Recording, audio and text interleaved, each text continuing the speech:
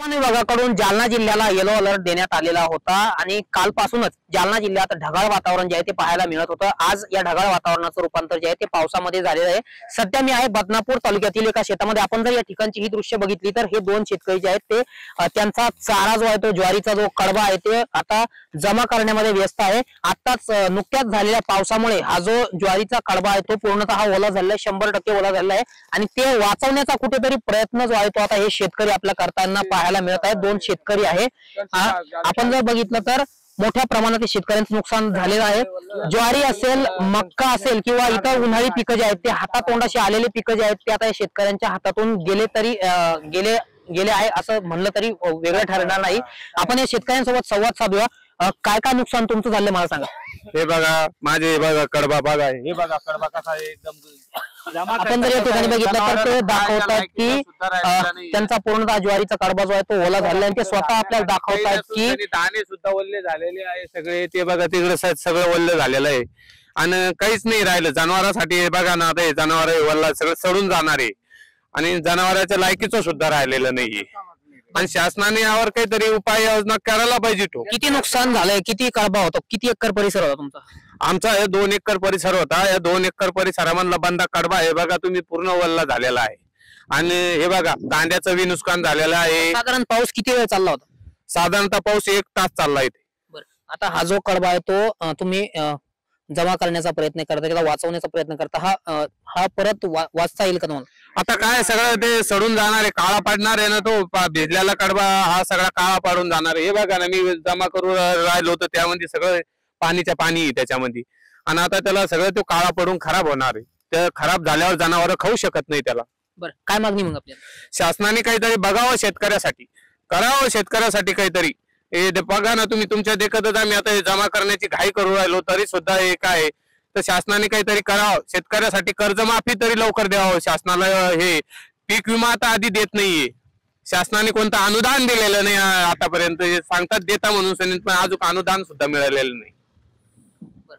आपण जर बघितलं तर शासनाने आता तात्काळ याची नुकसान भरपाई जी आहे ती देण्याची मागणी शेतकऱ्याकडून करण्यात आलेली आहे। आपल्यासोबत हे बाबा आहेत, त्यांच्याशी आपण संवाद साधण्याचा प्रयत्न करूया। कोणत्या कोणत्या पिकाचं साधारणतः नुकसान तुमच्या आता झालेलं आहे? आमचा सध्या कांद्याचा, याचा, बाजरीचा, ज्वारीचा।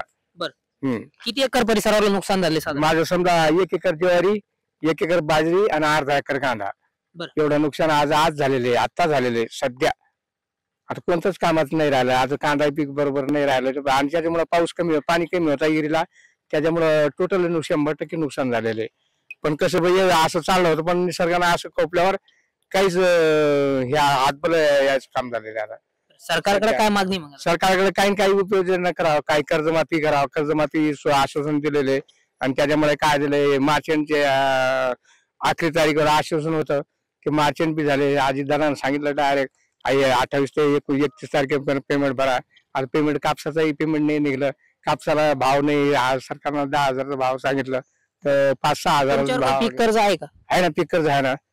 50,000 कर्ज आहे ना, 50 ते 1.5 लाखापर्यंत कर्ज। तुम्ही भरलाय का? नाही, 1 रुपया भरला पैसे नाही माझ्याकडे सध्या, काहीच नाही। आश्वासन कुठं भरले? सरकार माफी देणारे 100% माफी देणार। 7-12 कोरा करणारे, 7-12 कोरा तर केलं नाही पण डायरेक्टच भरायचंच आश्वासन दिलं आणि त्याच्यामुळे हातभरी यायचं काम झालेले सध्या। बरं, आता काय मागणी तुमची? आता शासनानं पीक कर्ज माफ करावं, पीक पाणी कर्ज माफ करावं, पीक विमाचं द्यावं आम्हाला काही आणि आजची गोष्टी नुकसान झालेले ते मागचं बी द्यावं, खरीप हंगामचं आणि ह्या वर्षी द्यावं असं आमचं मत आहे। द्यायलाच पाहिजे। तर नक्कीच आपण बघितलं की या ठिकाणी मोठ्या प्रमाणात नुकसान जे आहे ते शेतकऱ्यांचं झालेलं आहे आणि सरकारने याची नुकसान भरपाई द्यावी अशी मागणी जी आहे ती हे शेतकरी करतायत। मी तुम्हाला पुन्हा एकदा दाखवण्याचा प्रयत्न करतो की हा जो ज्वारीचा कडबा आहे तो पूर्णतः ओला या ठिकाणी झालेला आहे। आपण जर या ठिकाणी बघितलं तर हा कडबा जो आहे तो उचलला तर त्यामधून पाणी खाली पडतंय, अशा पद्धतीने हा जो कडबा आहे तो पूर्णतः ओला झालेला आहे आणि यामुळे शेतकऱ्यांचं मोठ्या प्रमाणात आर्थिक नुकसान जे आहे ते झाल्याचं आपल्याला पाहायला मिळत आहे। त्यामुळे सरकारनं कुठे ना कुठे शेतकऱ्यांना मदत करावी आणि पीक कर्ज हे सुद्धा माफ करावं अशी सुद्धा प्रतिक्रिया जी आहे आताच आपल्याला या बाबांनी बोलून दाखवलेली आहे। त्यामुळे सरकार आता यांच्या मागण्यांना गांभीर्यानं घेतं की नाही हे पाहावं लागेल। आणि ही जी आता दृश्य आहे बदनापूर तालुक्यातील कंडारी या गावात मी सध्या या शेतामध्ये उभा आहे। मोठ्या प्रमाणात नुकसान जे आहे त्या शेतकऱ्याचं झालेलं आहे।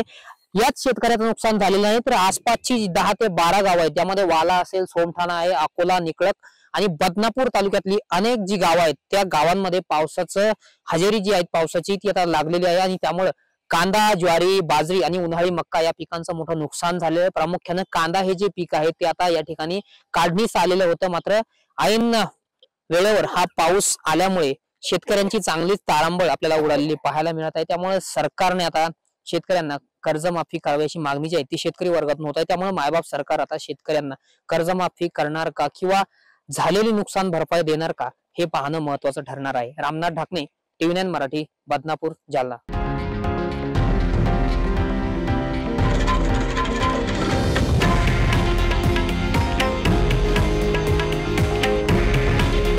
हे आहे देशातील नंबर 1 न्यूज नेटवर्क आणि आपण पाहत आहात TV9 मराठी.